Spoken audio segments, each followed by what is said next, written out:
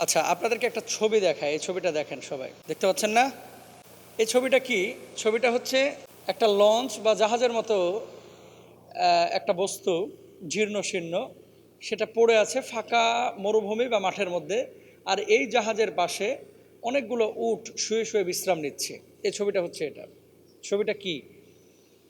বলার একটা উদ্দেশ্য আছে। পৃথিবীর বুকে আমরা তো গর্ব, অহংকার আমাদের শেষ নেই, তাই না? সামান্য কিছু টাকা পয়সা হইলে মানুষকে সালামও দিতে চায় না। অনেকে সালাম দিলে সালামের জবাবটা দিতে অনেকের ইগোতে বাঁধে, এরা অহংকারী। এই ছবিটা হচ্ছে কাজাখিস্তানের একটা ছবি। ৬০,০০০ বর্গ কিলোমিটার এরিয়া জুড়ে মূলত এই জায়গাটাতে সাগর ছিল, সাগর।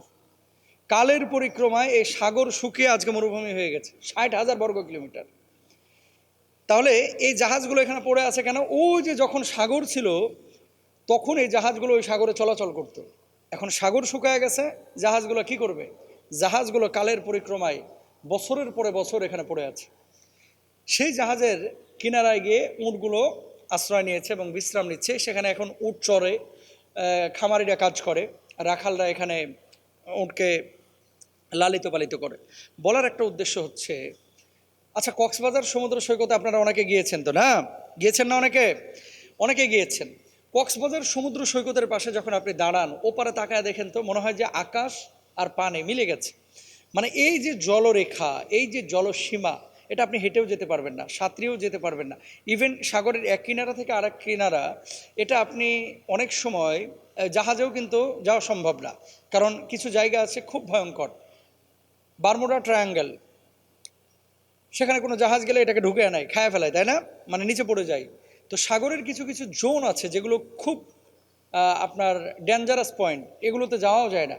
তো এই যে অসীম জলরেখা, জলসীমা, এই জলসীমাকেও আল্লাহ সুবহানাহু ওয়া তাআলা কিন্তু শুকিয়ে দিতে পারেন।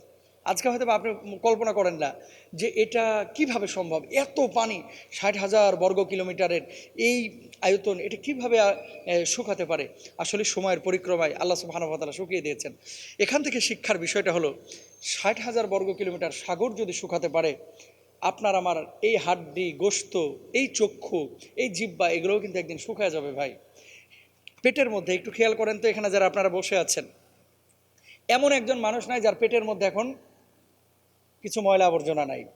পেশাব আছে, তারপরে বাথরুমের ময়লা আছে, খাবার হজম হয়ে যেগুলো তার মানে ইন্টেন্সিভ কেয়ার ইউনিটের মধ্যে চলে গেছে। যখন চাপ পড়বে তখন গিয়ে আপনি বাথরুমে ঢেলে আসবেন, তাই না?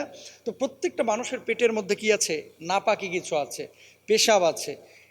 আল্লাহ সুবহানাহু ওয়া তাআলা মানুষকে বানিয়েছেন ওয়ালাকাদ কাররামনা বানি আদম। আল্লাহ বলছে আমি মানুষকে সম্মানিত করে বানিয়েছি। কেন? আমার ইবাদতের জন্য, গোলামির জন্য। অথচ এই মানুষ, জানেন, অনেক মানুষকে মানুষই মনে করে না। আগে টাকা পয়সা ছিল না, এখন কিছু টাকা পয়সা হয়েছে, বাপ রে বাপ কি অহংকার। আগে চেয়ারম্যান ছিল না, এখন চেয়ারম্যান হয়েছে, বাপ রে বাপ কি অহংকার। আগে হুজুর ছিল না, এখন হুজুর হয়েছে, খতিব হয়েছে, বড় বক্তা হয়েছে। এত অহংকার। এখন চলতেছে অহংকারের প্রতিযোগিতা, কে কতভাবে নিজেকে জাহির করতে পারে। ভাবিরা দুইজন বসলেই বাস, আমার মেয়ে এটা করেছে, আমার ছেলে এটা করেছে, আমার ছেলে কানাডায় গ্রিন কার্ড পেয়ে গেল, আমার মেয়েটা এটা হয়ে গেল, আমার ছেলেটা ঢাকায় এরকম চাকরি করে। একটা বড়ত্বের প্রকাশ। মানুষ কখনো ভাই এগুলো করতে পারে না। মনে রাখবেন, বড়ত্বের মালিক যিনি, একমাত্র আমার আল্লাহ সুবহানাহু ওয়া তাআলা। ইন্নাল্লাহা লা ইউহিব্বু মান কানা মুখতালান ফখুরা। আল্লাহ সুবহানাহু ওয়া তাআলা অহংকার, তাকাব্বুরি, বড়ত্ব এগুলোকে পছন্দ করেন না। সুতরাং মানুষ যদি প্রকৃতপক্ষে আপনি মানুষ হতে পারেন, এই সাগরটা থেকে শিক্ষা নেন, অহংকার নেবেন না। আপনি একদিন শুকিয়ে যাবেন, আপনার রেশা রক্তগুলো চলাচল বন্ধ হয়ে যাবে, হার্টটা একদিন ব্লক হয়ে যাবে। ও ভাই, একদিন কবরে আপনাকে রাখা হবে, যেদিন আপনাকে পোকা মাকড় দংশন করবে, যেদিন আপনার হাতের গোশতগুলো ছিঁড়ে ছিঁড়ে খাবে, যেদিন আপনার নাভিগুলোকে ছিঁড়ে ছিঁড়ে খাবে, যেদিন আপনার শরীরটা পচে দুর্গন্ধযুক্ত হয়ে যাবে। সুতরাং মানুষ কখনো অহংকার করতে পারে না। আল্লাহ তাআলা আমাদের শেখার তৌফিক দান করুন।